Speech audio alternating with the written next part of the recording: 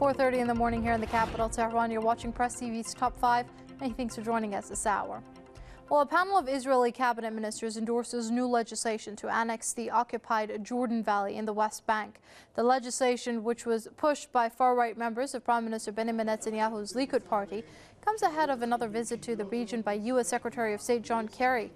If it becomes law, the Israeli premier will be unable to accept the U.S. proposal to put the Jordan Valley and crossings into Jordan under Palestinian control.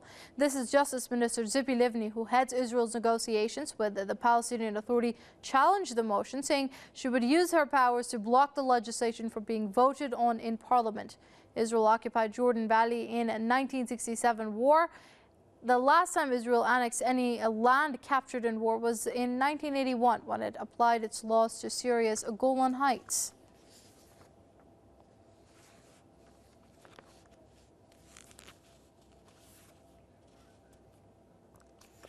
Now, as we mentioned earlier to you about a panel of Israeli cabinet ministers who have endorsed new legislation to annex the occupied Jordan Valley in the West Bank, I'm going to go back, and we are now being joined by Associate Director of the Neturei Karta International, Yisrael David Weiss, from New York via Skype. Many thanks indeed for joining us here on Press TV, Rabbi Weiss.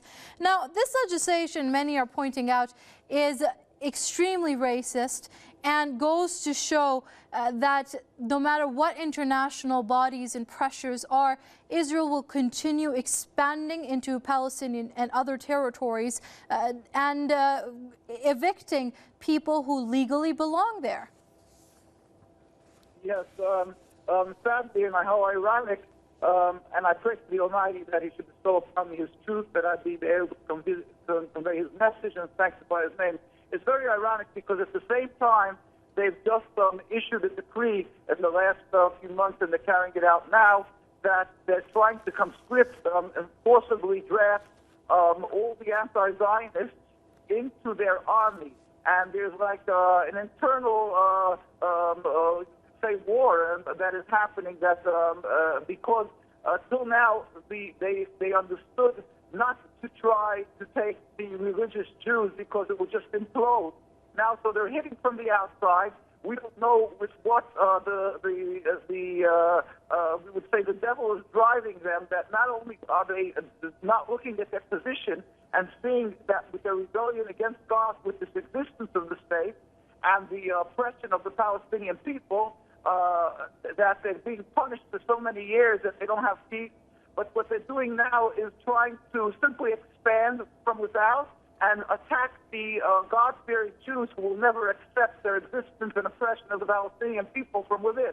It is unbelievable how they're going from step to step blindly down the path to total destruction. With God's help, we want it to end, but we want the state to end with God's help peacefully and speedily, so that it should be a land as God wants it, a free land, and it should be returned to the rightful owners, Palestinian people, and that we should, as Jews, be able to continue living as we've had with Muslim people in the Islamic Republic of Iran and around the world. Now, what they're doing is ignoring the will of the Almighty, the will of the people who are truly the constituents of the Holy Land, as I say, including, beside the Palestinian people, the Jewish community that was living there for hundreds of years. We know this will end. God will not let this continue. We just hope that it should end with a peaceful and without any more suffering for the Palestinian people. We hope the world will not sit by idly and let them continue.